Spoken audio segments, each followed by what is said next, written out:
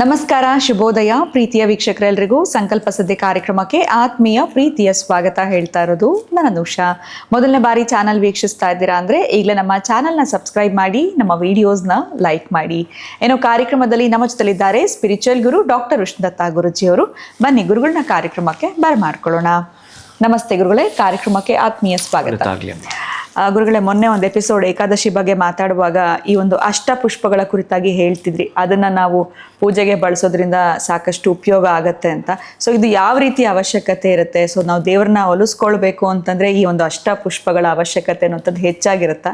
ಈ ಅಷ್ಟಪುಷ್ಪಗಳಂದರೆ ಯಾವುದು, ಅದು ಎಲ್ಲಿ ಸಿಗುತ್ತೆ, ಹೇಗೆ ಅದನ್ನು ಹುಡುಕುವಂಥದ್ದು, ಈ ಒಂದು ಆಲೋಚನೆ ಬಂತು ಗುರುಗಳೇ. ಸೊ ಇದ್ರ ಕುರಿತಾಗಿ ಮಲ್ಲಿಗೆ, ಜಾಜಿ, ಕಮಲ, ರೋಸು ಈ ಥರದ್ದು 8 ಆಯ್ಕೆ ಮಾಡ್ಕೊಂಡ್ರೆ ಮುಗೀತು, ಅವೇ ಅಷ್ಟಪುಷ್ಪಗಳು. ಅಂದರೆ ನಿಮ್ಮ ಮಾತಿನ ಪ್ರಕಾರ ಬೇರೆ ಏನೇ ಇರ್ಬೋದು ಅಂತ ನಾನು ಭಾವಿಸ್ತೆ ಗುರುಗಳೇ, ಆದ್ರಿಂದ ಕೇಳಿ. ಓಂ ವಿಶ್ವಸ್ಮೈ ನಮಃ. ಪ್ರೀತಿಯ ಬಂಧುಗಳೇ, ಇದು ಬಹಳಷ್ಟು ಮುಖ್ಯವಾಗಿರೋದು. ನೀವು ಪೂಜೆಯಲ್ಲಿ ಪುಷ್ಪಗಳು ಯಾವ ಆಗ್ತಿರೋಲ್ಲ ನನಗೆ ಗೊತ್ತಿಲ್ಲ. ಬಂಧುಗಳೇ, ಚೆನ್ನಾಗಿ ಕೇಳಿಸ್ಕೊಳ್ಳಿ. ಇದು ನಿಮ್ಮ ಬದುಕಿಗೆ ಅಡ್ಯಾಪ್ಟ್ ಮಾಡ್ಕೊಂಡ್ಬಿಡಿ. ಬಹುಶಃ ಬಹಳ ಮುಖ್ಯವಾಗಿರುವಂಥದ್ದು ಇದು. ಈ ಕಾರ್ಯಕ್ರಮದ ಪ್ರಾಯೋಜಕರು NK42 Fitness. Get your growth, speak loudly. Your fitness journey starts here. NK42 Fitness, 2nd floor, Zudio Shop Building, Balagere Road, Vartur. Contact 973194115. Transform your body, transform your life. ನಮ್ಮ ಆರೋಗ್ಯವೇ ನಮ್ಮ ಸಂಪತ್ತು. ಅದನ್ನು ಕಾಪಾಡುವುದು ನಮ್ಮ ಹೊಣೆಗಾರಿಕೆ.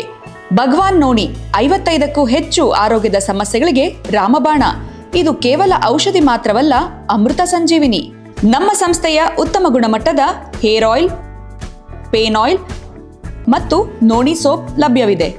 ನೀವು ಕೂಡ Bhagwan noni hair oil, pain oil ಮತ್ತು ಸೋಪುಗಳನ್ನು ಕೊಂಡುಕೊಳ್ಳಲು ಈಗಲೇ ಸಂಪರ್ಕಿಸಿ 9590799995 8217847031. ಈ 8 ಅಂತರಂಗದ ಪುಷ್ಪಗಳನ್ನು ಪ್ರತಿನಿತ್ಯ ನೀವೇನಾದರೂ ಅರ್ಪಿಸ್ತಿದ್ದೀರಿ ಅಂತಂದರೆ, ಬಹುಶಃ ಇಲ್ಲಿಂದ ಆಚೆಗಾದರೂ ಕೂಡ ಬಹುಶಃ ಅರ್ಪಣೆ ಮಾಡಲಿಕ್ಕೆ ನಿಮ್ಮನ್ನು ಸಿದ್ಧತೆ ಮಾಡ್ಕೊಳ್ತೀನಿ ಅಂತಂದರೆ, ಬಹುಶಃ ಒಂದು ಲೈನಲ್ಲಿ ಮೆನ್ಷನ್ ಮಾಡಿಬಿಡ್ತೀನಿ, ನೀವು ಕೇಳೋದು ಕಡಿಮೆ, ಅವು ಕೊಡೋದು ಹೆಚ್ಚು. ಅವು ಹಾಕ್ಕೊಟ್ಬಿಡ್ತಾನೆ. ಒಂದು ಎಕ್ಸಾಂಪಲ್, ಈ ಸಣ್ಣ ಸಣ್ಣ ಮಕ್ಕಳು ತಂದೆ ತಾಯಿರು ನನಗೆ ಅದು ಬೇಕು ಅಂತ ಪೀಡಿಸಿದ್ರೆ, ಅರೆ ನನ್ನ ಮಗ ಇದೇ ಇಷ್ಟಪಡ್ತೀವಿ, ಇದಕ್ಕಿಂತ ಚೆನ್ನಾಗಿ ಕೊಡಿಸ್ಬೇಕು ಅಂತೇಳಿ ಅವನು ಯಾವುದೋ ಒಂದು 100 ರೂಪಾಯಿಯ ವಸ್ತುವನ್ನು ಆಸೆ ಪಟ್ಟರೆ ಅಪ್ಪ ಅಮ್ಮ ಅವನಿಗೆ ಅದೇ ಥರದ್ದು 1,000 ರೂಪಾಯಿ ಬೆಲೆ ಬಾಳೋದು ಕೊಡಿಸ್ತಾರೆ. 100 ರೂಪಾಯಿಯಲ್ಲಿ 1,000. ಹಾಗೆ ನಿಮ್ಮ ಕನಸು ತೀರಾ ಚಿಕ್ಕದಾದರೂ ದೊಡ್ಡದನ್ನು ಅವ ನಿಮ್ಮ ಮುಂದೆ ನಿಲ್ಲಿಸ್ತಾನೆ, ದೊಡ್ಡದು.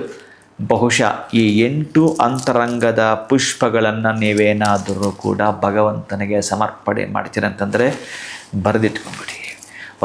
ಈಗ ನಾನು ನಿಮಗೆ ಸ್ಕ್ರೀನ್ ಮೇಲೆ ಕೊಡ್ತೀನಿ, ಇದು ನಿಮಗೆ ಗೊತ್ತಿರುತ್ತೆ, ಸಾಮಾನ್ಯವಾಗಿ ಎಲ್ಲರೂ ಗೊತ್ತಿರುವಂಥದ್ದೇ. ಆದರೂ ಈ ಸ್ಕ್ರೀನ್ ಮೇಲೆ ಬರೋದನ್ನು ಒಮ್ಮೆ ನಾನು ಹೇಳ್ತೀನಿ, ಹಾಗೆ ಅದನ್ನು ಅಭ್ಯಾಸ ಮಾಡ್ಕೊಂಡ್ಬಿಡಿ. ಆನಂತರ ಒಂದೊಂದಕ್ಕೂ ನಿಮಗೆ ಅರ್ಥ ತಿಳಿಸ್ತಾ ಬರ್ತೀನಿ. ಈಗ ಸ್ಕ್ರೀನಲ್ಲಿ ಬರ್ತಾ ಇದೆ, ಅದನ್ನು ಓದ್ಕೊಳ್ಳಿ. ಅಹಿಂಸಾ ಪ್ರಥಮಂ ಪುಷ್ಪಂ ಪುಷ್ಪಮಿಂದ್ರಿಯ ನಿಗ್ರಹ ಸರ್ವಭೂತ ದಯಾ ಪುಷ್ಪಂ ಕ್ಷಮಾ ಪುಷ್ಪಂ ವಿಶೇಷತಃ ಶಾಂತಿ ಪುಷ್ಪಂ ತಪಃ ಪುಷ್ಪಂ ಧ್ಯಾನ ಪುಷ್ಪಂ ತಥೈವ ಚ ಸತ್ಯಮಸ್ತಮಿದಂ ಪುಷ್ಪಂ ವಿಷ್ಣೋಃ ಪ್ರೀತಿಕರಂ ಭವೇತ್.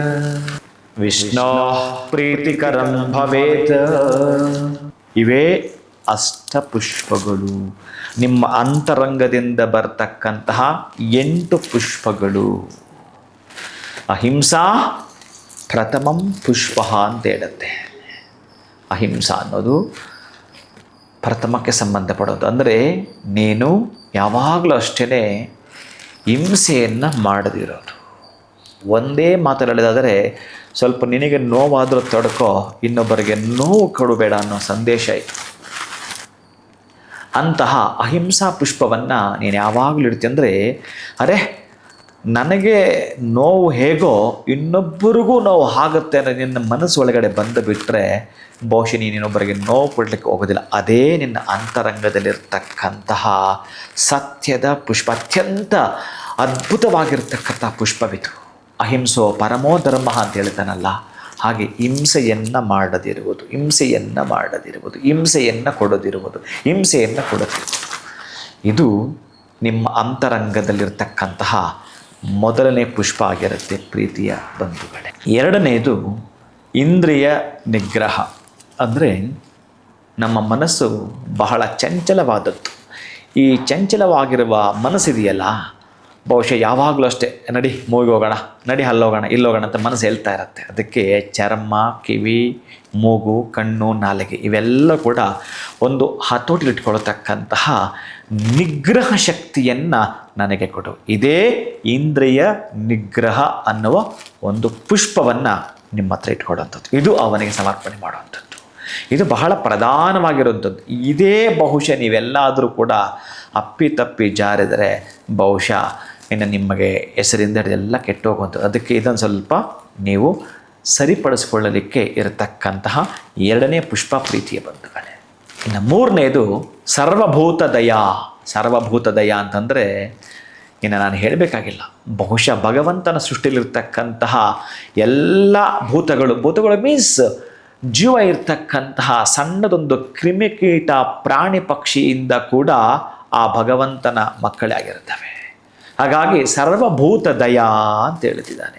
ಸರ್ವಭೂತಗಳು ಕೂಡ ದಯೆಯನ್ನು ತೋರಿಸು, ದಯೆಯನ್ನು ತೋರಿಸು, ದಯೆಯನ್ನು ತೋರಿಸು ಅಂತ ಹೇಳ್ತಾನೆ. ಇದು ಮೂರನೇ ಪುಷ್ಪವಾಗಿರುತ್ತದೆ.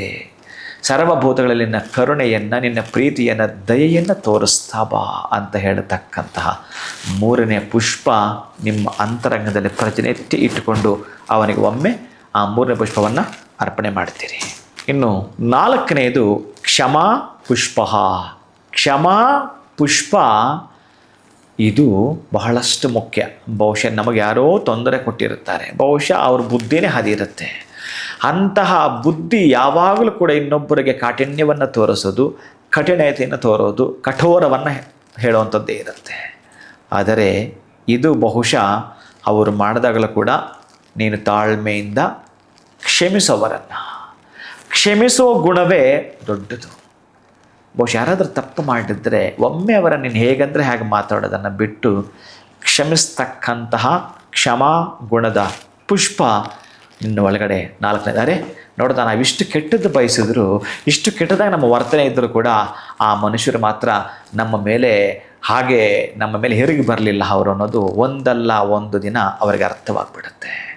ಹಾಗಂತೇಳಿ ನೀವೆಲ್ಲೋ ಶಕ್ತಿ ಇಲ್ಲದವರು ಹಾಗೆ ಹೀಗೆ ಅಂತ ಅವ್ರು 10 ಸಲ ಅಂದುಕೊಂಡ್ರು, 11ನೇ ಸಲ ಅಷ್ಟೆಲ್ಲ ಶಕ್ತಿ ಇರೋವಂಥವರು ಸುಮ್ಮನೆ ಇದ್ದಾರೆ ಅಂತಂದರೆ ಅವರು ತುಂಬಿದ ಕೊಡ. ನಾವಿನವರಿಗೆ ಬಾಧಿಸುವುದಾಗಲಿ ತೊಂದರೆ ಕೊಡುವುದಾಗಲಿ ಸಮಂಜಸವಲ್ಲ ಅಂತ ಸುಮ್ಮನಿರ್ತಾರೆ. ಯಾವಾಗ ನಿಮ್ಮಲ್ಲಿ ಆ ಕ್ಷಮಾ ಗುಣವಿರುವಾಗ, ಕ್ಷಮಿಸುವ ಗುಣ ನಾಲ್ಕನೇ ಪುಷ್ಪವಾಗಿರುತ್ತೆ ಪ್ರೀತಿಯ ಬಂಧುಗಳೇ. ಐದನೆಯದು ಶಾಂತಿ ಪುಷ್ಪ. ಶಾಂತಿ ಅನ್ನೋದು ಬಹುಶಃ ಈ ಪೀಸ್ ಆಫ್ ಮೈಂಡ್ ಅನ್ನೋದು ಎಲ್ಲಿಂದ ಎಲ್ಲಿಗಿರಬೇಕು ಅಂತಂದರೆ ನಿಮ್ಮ ಎಲ್ಲ ಅವಸ್ಥೆಗಳಲ್ಲಿ ಇರಬೇಕು. ಅದು ಬಾಲ್ಯ, ಯೌವನ, ಕೌಮಾರ, ವೃದ್ಧಾಪ್ಯ ಎಲ್ಲಿ ಬೇಕಾದರೂ ಕೂಡ ಇದು ಅಪ್ಲೈ ಆಗಲೇಬೇಕು. ನಿಮ್ಮ ಮನಸ್ಸು ಶಾಂತಿಯಿಂದ ಇಟ್ಕೋಬೇಕು, ಮತ್ತೊಬ್ಬರಿಗೂ ಶಾಂತಿಯನ್ನೇ ಬಯಸಬೇಕು. ಎಲ್ಲಿ ಕೂಡ ಅಶಾಂತಿಯನ್ನು ಕದಡುವ ಪ್ರಯತ್ನವನ್ನು ನಾವು ಮಾಡಬಾರದು. ಇದು ಬಹಳಷ್ಟು ಪ್ರೀತಿಯಿಂದ ಭಗವಂತನಿಗೆ ಅರ್ಪಣೆ ಮಾಡ್ತಕ್ಕಂತಹ ಶಾಂತಿ ಪುಷ್ಪವಾಗಿರಬೇಕು. ಇದೆಲ್ಲಿರುತ್ತೆ ಅಂತಂದರೆ ನಿಮ್ಮ ಮನಸ್ಸಿನ ಅಂತರಂಗದಲ್ಲಿರುತ್ತೆ, ಆ ಗರ್ಭಗುಡಿಯ ಒಳಗಿರುತ್ತೆ. ಈ ಅಂತರ್ಗರ್ಭಗುಡಿಯ ಒಳಗಿರ್ತಕ್ಕಂಥ ಪುಷ್ಪವನ್ನು ನಿಮ್ಮ ಕಣ್ಣು ಮುಂದೆ ಗೋಚರ ಆಗ್ತಾ ಇರತಕ್ಕಂತಹ ಭಗವಂತನ ಗರ್ಭಗುಡಿಯ ಪಾದಾರವಿಂದಕ್ಕೆ ಕೊಡತಕ್ಕಂತಹ ಪುಷ್ಪವೇ ಶಾಂತಿ ಪುಷ್ಪವಾಗಿರಬೇಕು. ಇನ್ನು ಆರನೆಯದು ತಪಸ್ಸು. ಇನ್ನು ತಪಸ್ಸು ಅಂದರೆ ನಾನು ಏನು ಹೇಳಬೇಕು, ಅದು ನಿಮಗೆ ಗೊತ್ತಿರೋವಂಥದ್ದೇ. ಏನೆಲ್ಲ ಗುರುಗಳೇ, ಗುಡ್ಡದ ಮೇಲೆ ಕೂತ್ಕೊಂಡ್ಬಿಡೋದು ಕಣ್ಮುಚ್ಕೊಂಡು ತಪಸ್ಸು ಅಂದರೆ ಎಲ್ಲ ಬಿಟ್ಟು ಅಲ್ಲ, ಮನೆಯಲ್ಲಿದ್ದುಕೊಂಡೇ ನೀವು ಗಡ್ಡ ಬಿಟ್ಟಿಲ್ಲ ಅಂದರೂ ಗುಡ್ಡ ಹತ್ತಿಲ್ಲ ಅಂದರೂ ತಪಸ್ಸನ್ನು ಮನೆಯಲ್ಲೇ ಆನಂದವಾಗಿ ಮಾಡಬಹುದು ನನ್ನ ಪ್ರೀತಿಯ ಬಂಧುಗಳೇ. ಅಂದರೆ ನಿಮ್ಮ ಆಲೋಚನೆ ಉತ್ತಮ ಆಗುವಂಥದ್ದು. ನೀವು ದೇಹಕ್ಕೆ ಸ್ನಾನ ಮಾಡಿಸ್ತೀರಲ್ಲ, ಹಾಗೆ ಮನಸ್ಸಿಗೆ ಸ್ನಾನ ಯಾವುದು ಅಂತಂದರೆ ಈ ತಪಸ್ಸು. ನೀವೇನೋ ಒಂದು ಗೋಲ್ ಇಟ್ಕೊಂಡಿದ್ದೀರಲ್ಲ, ಏನೋ ಒಂದು ಕನಸಿಟ್ಕೊಂಡಿದ್ದೀರಲ್ಲ, ಧರ್ಮಬದ್ಧವಾದ ಜೀವನವನ್ನು ಮಾಡಬೇಕು ಅಂತಂದರೆ ಈ ತಪಸ್ಸು ಬೇಕೇ ಬೇಕು. ಆ ತಪಸ್ಸು ಮಾಡ್ತಾ ಮಾಡ್ತಾ ನಿಮ್ಮ ತಪಸ್ಸಿನ ಆ ಒಂದು ಅಗೋಚರ ಶಕ್ತಿಗೆ, ಅಂದರೆ ನಿಮ್ಮ ಇಂದ್ರಿಯ ಶಕ್ತಿಗೆ ಅತೀಂದ್ರಿಯ ಶಕ್ತಿಯನ್ನು ಹೊಂದಿಬಿಡ್ತೀರಿ ತಪಸ್ಸು ಮಾಡ್ತಾ ಬಂದರೆ. ಕುಳಿತುಕೊಂಡು ಒಮ್ಮೆಲೆ ರಿಪೀಟ್ ಒಂದು ಮಂತ್ರವನ್ನು, ಯಾವುದಾದ್ರೂ ಒಂದು ಮಂತ್ರವನ್ನು ಹೇಳ್ತಾ ಬರೋದು, ಹೆಚ್ಚಿಗೆ ಹೇಳ್ತಾ ಅದು ಸಿದ್ಧಿ ಆಗಿಬಿಡುತ್ತೆ. ನಿಮ್ಮ ನರನಾಡಿಗಳಲ್ಲಿ ಅದು ಓಡಾಡ್ತಿರುತ್ತೆ. ಪ್ರೀತಿಯ ಬಂಧುಗಳೇ, ಎಷ್ಟು ಚೈತನ್ಯ ಕೊಡುತ್ತೆ ಅಂತಂದರೆ, ಅಂತಹ ಚೈತನ್ಯ ನಿಮ್ಮ ಮುಂದಿನ ಪೀಳಿಗೆಗೂ ಬಿಟ್ಟೋಗ್ತಕ್ಕಂಥದ್ದು ಯಾವುದಾದ್ರೂ ಒಂದಿದ್ದರೆ ಈ ಪುಷ್ಪವೇ ಆಗಿರುತ್ತೆ. ತಪಸ್ಸು. ಅವರ ಹಿರಿಯರು ಏನು ತಪಸ್ಸು ಮಾಡಿ ಹೋಗಿದ್ರು, ಯಾರೋ ಋಷಿಗಳು ತಪಸ್ಸು ಮಾಡಿ ಹೋಗಿದ್ದ ಸ್ಥಳವಂತೆ ಇದು. ನೋಡಿ ಎಷ್ಟು ಪವರ್ ಇದೆ ಅದಕ್ಕೆ, ಎಷ್ಟು ತಲೆತಲಾಂತರಗಳಾದ ಅದನ್ನು ಹೇಳ್ತಿರ್ತೀವಿ ನಾವು. ಹಾಗೇ ನಿಮ್ಮ ಕುಟುಂಬಕ್ಕಾಗಿ, ನಿಮ್ಮ ಕನಸಿಗಾಗಿ, ನೀವು ಇಟ್ಕೊಂಡಿರ್ತಕ್ಕಂಥ ಗೋಲ್ ಅಚೀವ್ ಮಾಡಲಿಕ್ಕಾಗಿಯೂ ಕೂಡ ಬೇಕಾಗಿರತಕ್ಕಂಥ ಅತ್ಯಂತ ಅದ್ಭುತವಾಗಿರುವ ಅಂತರಂಗದ ಪುಷ್ಪ ತಪಸ್ಸು. ಪ್ರೀತಿಯ ಬಂಧು, ಇನ್ನು ಧ್ಯಾನ. ಈ ಪುಷ್ಪಕ್ಕೂ ಮತ್ತು ಧ್ಯಾನಕ್ಕೂ ಏನು ವ್ಯತ್ಯಾಸ ಗುರುಗಳೇ? ಈ ತಪಸ್ಸಿದೆಯಲ್ಲ, ಅಲ್ಲಿ ಬಹುಶಃ ನಿಮ್ಮ ಗೋಲನ್ನು ಸೆಟ್ ಮಾಡ್ಕೊಳ್ಬಹುದು.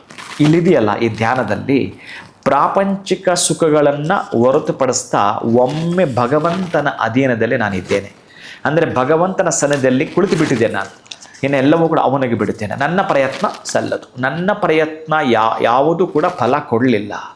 ಫಲ ಕೊಟ್ಟರೂ ಕೂಡ ಅದು ಬಹುಶಃ ಶಾಶ್ವತವಲ್ಲ. ಭಗವಂತ ಕೊಡುವುದೇ ಶಾಶ್ವತವಾಗಿರತಕ್ಕಂತಹ ಫಲ ಕಂಡುಕೊಳ್ಳೋದೇ ಧ್ಯಾನ. ಯಾವುದು ನಮಗೆ ಪರ್ಮನೆಂಟಾಗಿ ಬೇಕೋ, ಶಾಶ್ವತವಾಗಿ ಬೇಕೋ, ಎಲ್ಲಿ ಪಡ್ಕೋಬೋದು ಅಂತಂದರೆ ಧ್ಯಾನದಲ್ಲಿ ಪಡ್ಕೋಬೋದು. ಧ್ಯಾನದಲ್ಲಿ ಮಗ್ನರಾಗಿದ್ವಿ ಅಂತಂದರೆ ಬಹುಶಃ ಪಕ್ಕದಲ್ಲಿ ಏನು ಮಾಡ್ತಾ ಇದ್ದಾರೋ ನಿಮ್ಗೆ ಗೊತ್ತಾಗಬಾರ್ದು. ನೀವು ಧ್ಯಾನದಲ್ಲಿ ಕುಳಿತಿರ್ತೀರಿ, ಕುಳಿತಿದ್ದಾದಮೇಲೆ ಒಂದು 10 ನಿಮಿಷ ಆದಮೇಲೆ ಅವ್ರನ್ನ ಮಾತಾಡ್ತೀರಿ, ಆವಾಗಲೇ ಏನೋ ಅಂತಿದ್ದೆ ನೀನು ಅಂತ. ನೀವೇನು ಕೇಳಿಸ್ಕೊಂಡ್ರಿ? ನಾನು ಧ್ಯಾನ. ಹಂಗೆ ನೀವು ಧ್ಯಾನ ಮಾಡ್ತಿಲ್ಲ, ಸುಮ್ಮನೆ ನಾನು ಮಾತಾಡಿ ಕೇಳಿಸ್ಕೊಂಡ್ರಿ ಅಂತಾರೆ ಅವರು. ಹಂಗಿರಬಾರ್ದು ನಿಮ್ಮ ಧ್ಯಾನ. ಪಕ್ಕದವ್ರು ಏನಾರ ಅಂತರೂ ಮಾತಾಡ್ಕೊಳ್ಳಿ, ಅದಕ್ಕೂ ನಿಮಗೆ ಸಂಬಂಧವಿಲ್ಲ. ನಿಮ್ಮ ಬಗ್ಗೆ 1000 ಹೇಳ್ಕೊಳ್ಳಿ, ಟೀಕೆಗಳು ಕೂಡ ಬಂದುಬಿಡಲಿ, ಬಹುಶಃ ನೀವು ಧ್ಯಾನಸ್ಥರಾಗಿಬಿಡಬೇಕು, ಮಗ್ನರಾಗಿಬಿಡಬೇಕು. ಬಹುಶಃ ಅಲ್ಲಿ ನೀವು ಧ್ಯಾನಸ್ಥರಾಗಿದ್ದೀರ ಅಂತಂದರೆ ಯಾವುದಾಗಿರತಕ್ಕಂತಹ ಪ್ರಾಪಂಚಿಕದ ನೀವು ವಾರ್ತೆಗಳನ್ನು ಕೇಳಿಸಿಕೊಳ್ಳದೆ ಮೌನವಾಗಿ ಕುಳಿತುಕೊಳ್ಳುವಂಥದ್ದು. ದೈವ ಸಾನ್ನಿಧ್ಯ ಕಡೆಗೆ ನಿಮ್ಮ ಧ್ಯಾನದ ನಡೆ ಆಗಿರಬೇಕು. ಆವಾಗ ಬಹುಶಃ ನೀವು ಭಗವಂತನಿಗೆ ಹತ್ತಿರ ಆಗಿದ್ದೀರಿ. ಇನ್ನು ನೀವು ಕೊಡ್ತಕ್ಕಂತಹ ಸುಗಂಧ ಪರಿಮಳ ಪುಷ್ಪ ಬೇಕಾಗಲ್ಲ. ಈ ಒಂದು ಅಂತರಂಗದ ಧ್ಯಾನ ಪುಷ್ಪವನ್ನು ಅವನಿಗೆ ಸಮರ್ಪಣೆ ಮಾಡ್ತೀನಿ ಅಂತಂದರೆ ಪ್ರೀತಿಯ ಬಂಧುಗಳೇ. ಇನ್ನು 8ನೇದು ಸತ್ಯ. ಸತ್ಯಂ ನ ಬ್ರೂಯಾತ್ ಪ್ರಿಯಂ ನ ಬ್ರೂಯಾತ್. ಕೆಲವೊಬ್ಬರಿಗೆ ನೋವುಂಟು ಮಾಡುವ ರೀತಿಯಲ್ಲಿ ಸತ್ಯವನ್ನು ಹೇಳಬಾರ್ದು.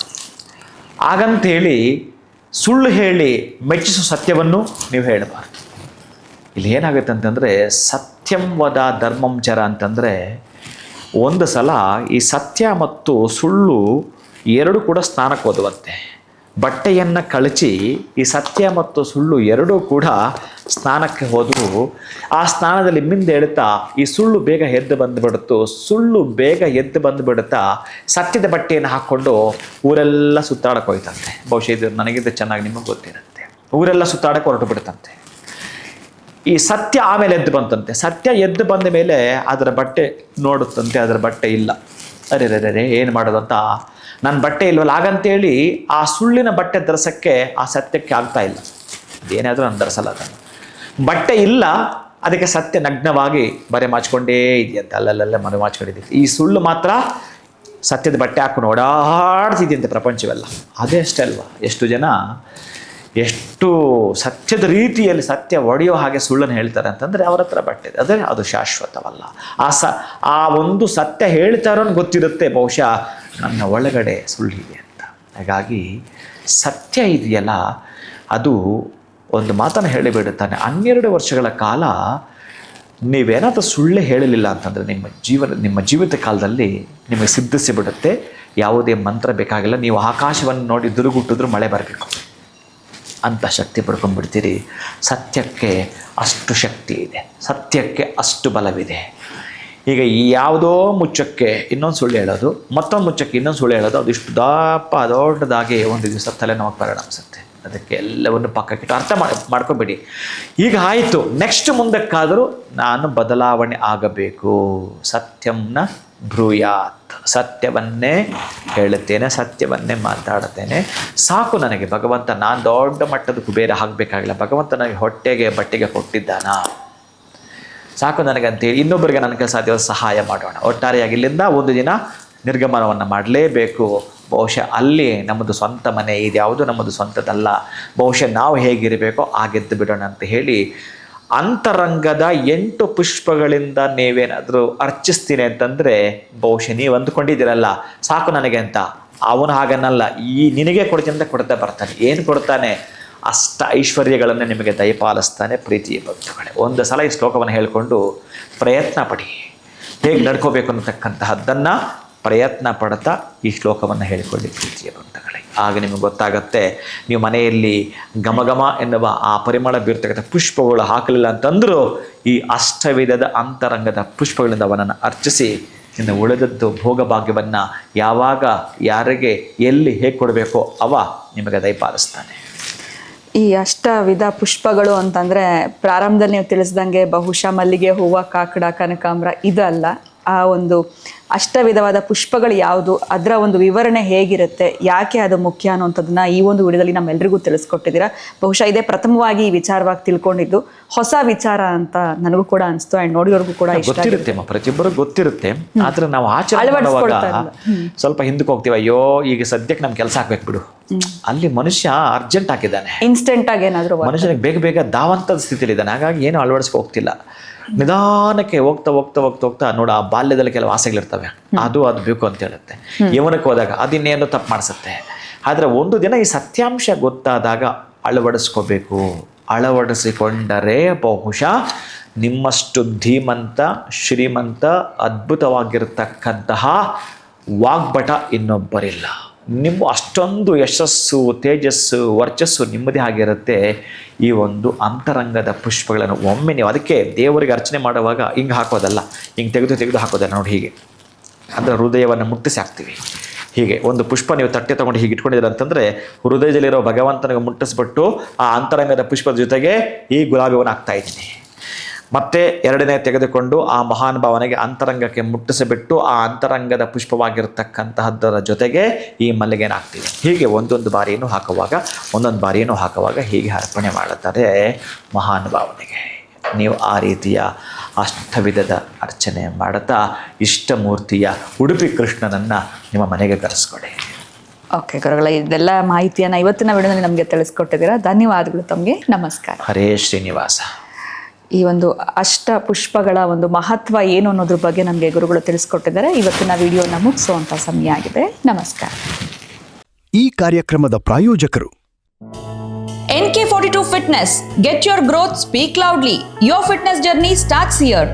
NK42 Fitness, 2nd floor, Zudio Shop Building, Balagere Road, Vartur. Contact 97319 4115. Transform your body, transform your life. ನಮ್ಮ ಆರೋಗ್ಯವೇ ನಮ್ಮ ಸಂಪತ್ತು, ಅದನ್ನು ಕಾಪಾಡುವುದು ನಮ್ಮ ಹೊಣೆಗಾರಿಕೆ. ಭಗವಾನ್ ನೋಣಿ 55ಕ್ಕೂ ಹೆಚ್ಚು ಆರೋಗ್ಯದ ಸಮಸ್ಯೆಗಳಿಗೆ ರಾಮಬಾಣ. ಇದು ಕೇವಲ ಔಷಧಿ ಮಾತ್ರವಲ್ಲ, ಅಮೃತ ಸಂಜೀವಿನಿ. ನಮ್ಮ ಸಂಸ್ಥೆಯ ಉತ್ತಮ ಗುಣಮಟ್ಟದ ಹೇರ್ ಆಯಿಲ್, ಪೇನ್ ಆಯಿಲ್ ಮತ್ತು ನೋಣಿ ಸೋಪ್ ಲಭ್ಯವಿದೆ. ನೀವು ಕೂಡ ಭಗವಾನ್ ನೋಣಿ ಹೇರ್ ಆಯಿಲ್, ಪೇನ್ ಆಯಿಲ್ ಮತ್ತು ಸೋಪುಗಳನ್ನು ಕೊಂಡುಕೊಳ್ಳಲು ಈಗಲೇ ಸಂಪರ್ಕಿಸಿ 9590799995 8217847031.